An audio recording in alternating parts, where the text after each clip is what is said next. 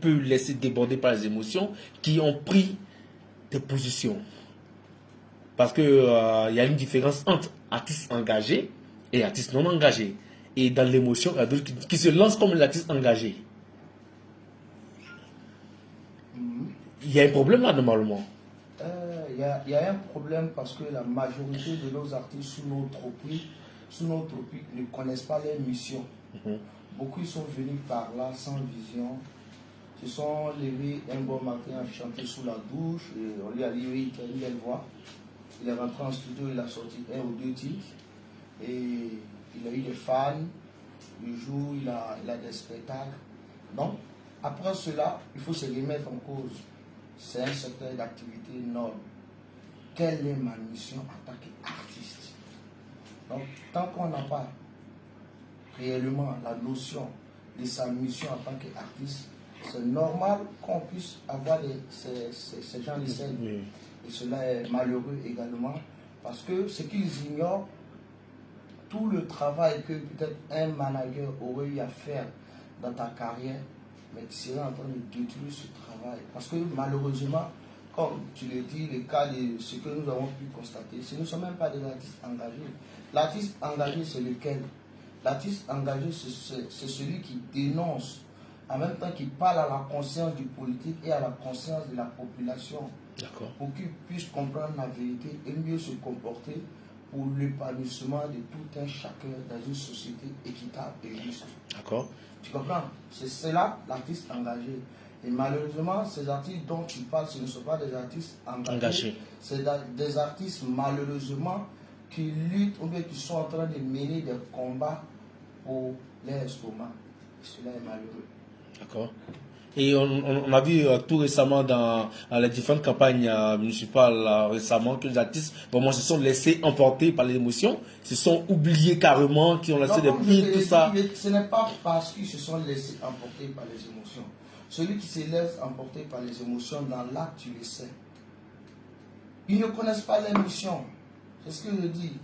Ne pas se laisser dominer par les émotions et puis ne pas connaître, c'est différent. Okay.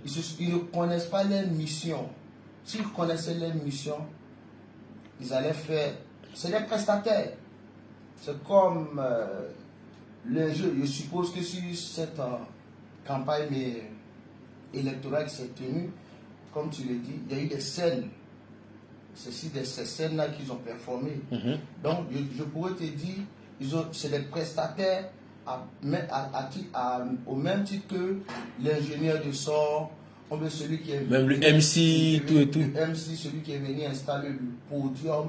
Tu comprends? C'est des prestataires. Mais tes prestataires, tu viens de faire le travail pour lequel tu as été sollicité. Ça s'arrête là. Okay. C'est de venir chanter, tu chantes, ça s'arrête là. Ton message que peut-être le message qu'il pourrait donner en tant qu'artiste qui est la voix des sans-voix, c'est de sensibiliser la population à sortir massivement pour voter le candidat de leur choix, sans influencer, et également dire pour que les élections puissent se tenir dans une atmosphère plus apaisée, et rien d'autre. Ok, super. Et toujours Internet et showbiz et réseaux sociaux, on a des personnes qui se vont passer pour des influenceurs. Et on le sait par définition que l'influenceur, c'est celui qui envoie un mode de vie ou un système pour influencer une certaine génération. Mais là, on a n'importe qui se lève sur les réseaux sociaux qui veut passer pour un influenceur ou une influenceuse. Oui, aujourd'hui, comme je te le disais à l'entrée du jeu, Internet aujourd'hui est un outil est un village planétaire, est un instrument de travail à une liberté. Mais malheureusement, certains transforment cette liberté en libertinage. Et c'est ce qui est malheureux. Ces influenceurs-là, ils influencent quoi? Il faut avoir du contenu dans la tête avant de pouvoir influencer. Tous ceux auprès de qui les gens courent, c'est des influenceurs. Non. Non. Ils sont en train de conduire la jeunesse à l'abattoir. Ils n'influencent rien. Les vrais influenceurs, on les connaît. Les vrais influenceurs, je pourrais t'en citer. Il y a l'Africain Zach Mokassa, c'est un influenceur. Oui, Zach. Zach Mokassa, c'est un influenceur. Va écouter Zach, tu sors, tu écoutes une de ses vidéos de 7 minutes, mais tu sors de là. Tu auras quelque chose dans la tête. Tu auras quelque chose dans la tête. Eux, non, ces personnes qui manquent d'éducation, qui viennent extrapoler des sujets ou bien mettre à nu l'éducation de leurs parents sur la toile, à s'insulter à tout bout de champ. Vous voyez, et malheureusement dans notre société, et principalement en Côte d'Ivoire aujourd'hui, c'est ces pompeurs de médiocrité là qui sont des modèles. Et c'est malheureux. Et vous voyez ce que cela apporte à notre société, à nos jeunes. Vous voyez, c'est les Kadhafi, des résidences avec des busy, nos jeunes sœurs.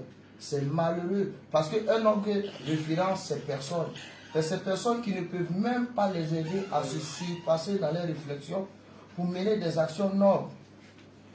Tu comprends? Donc, on a un véritable problème.